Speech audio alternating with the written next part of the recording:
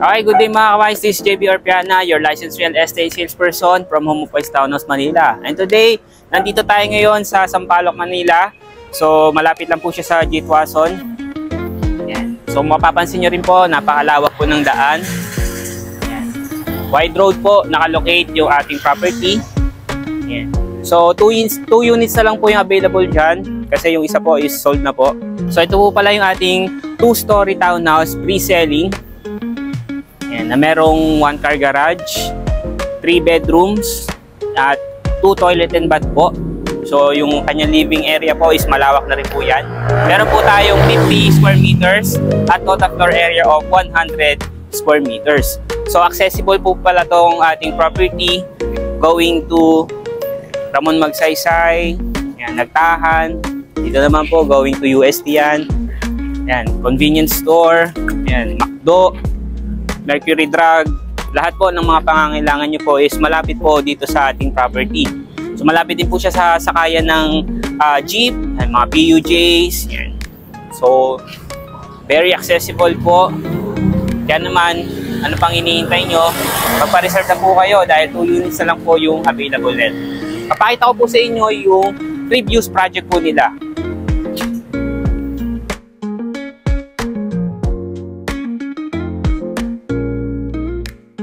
Pagpasok naman po natin sa ating main door, meron po tayong solid wood door at yung kanyang living space. So as you can see, naka-marble textile na rin po yung kanyang floorings. And papunta na po tayo dito sa ating kitchen area and dining area. Okay, so naka-gray color countertop na po tayo with matching of brown built-in cabinets. And dito naman po sa space na to is yung ating dirty kitchen and laundry area.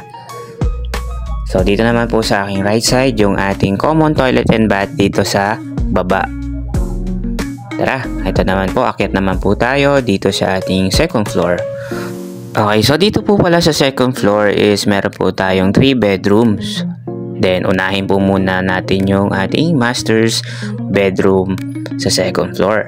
So as you can see, very spacious po siya. Kasya po yung ating queen size of bed at meron na rin po dyang modular cabinet. Then proceed naman po tayo dito sa ating second room. Nakasya po ang single bed up to double at meron na rin po dyang built-in cabinet para sa mga damit. Then, ito naman po sa left side ko yung ating common toilet and bath para sa ating mga rooms dito sa second floor. And lastly, ito naman po yung ating third room dito sa second floor. So as you can see, very spacious din po siya. Kasya po dyan yung queen size of bed with modular cabinet.